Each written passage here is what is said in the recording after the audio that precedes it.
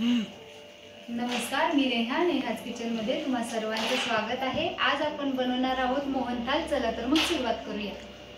थाल तयार करण्यासाठी आपल्याला 2 वाटी बेसन घ्यायचे। बेसन व्यवस्थित आपल्याला चाळून घ्यायचे। त्याच्यामधल्या गुठळ्या आपल्याला काढून घ्यायचे आहेत। व्यवस्थित चाळून झालं की 3 ते 4 चमचे साजूक तूप घ्यायचे आणि ते आपण या बेसनमध्ये मिक्स करून घ्यायचे। बेसन आणि साजूक तूप हे एकजीव झालं पाहिजे। पिठाला आपलं तूप लागलं पाहिजे।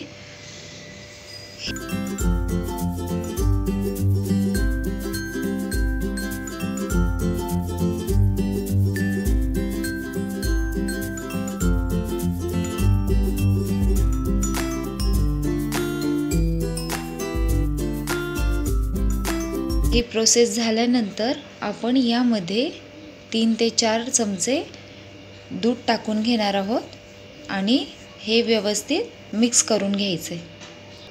मिक्स झालं की 5 मिनिटं आपण याला रेस्ट द्यायची आहे। रेस्ट देऊन झालेली आहे। आता आपण याला पुन्हा एकदा चाळून घ्यायचं आहे। याच्यामधल्या सगळ्या गुठळ्या आपल्याला मोडून घ्यायच्या आहेत।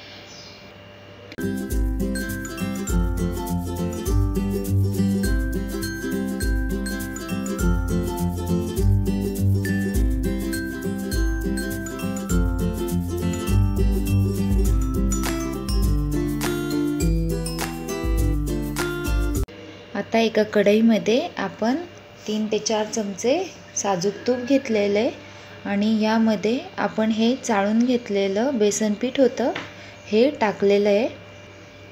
आता हे बेसन आपल्याला व्यवस्थित भाजून घ्यायचं आहे। गावरान तुपामध्ये आपण याला भाजून घ्यायचं आहे। पीठ आपलं भाजलं गेलेलं आहे। आता याच्यामध्ये आपल्याला अर्धा वाटी दूध टाकून घ्यायचं आहे आणि व्यवस्थित हलवून घ्यायचं आहे। एका कढईमध्ये आपल्याला 1 वाटी साखर घ्यायची आहे आणि 1 वाटी पाणी घ्यायचं आहे। याचं पाक तयार करायचं आहे। पाक तयार झाला की आपण भाजून घेतलेलं पीठ यामध्ये टाकून घ्यायचं आहे। व्यवस्थित मिक्स करून घ्यायचं आहे। आपल्याला हे असंच परतत राहायचं आहे।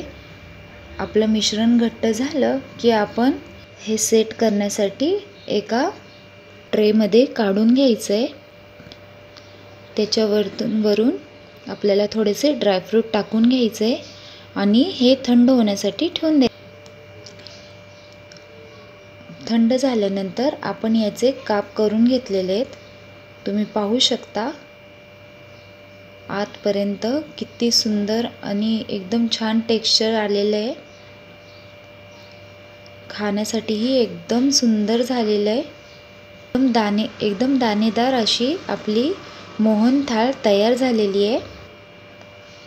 कशी वाटली तुम्हाला रेसिपी कमेंट करून नक्की कळवा। आवडल्यास लाईक शेअर सबस्क्राईब करायला विसरू नका।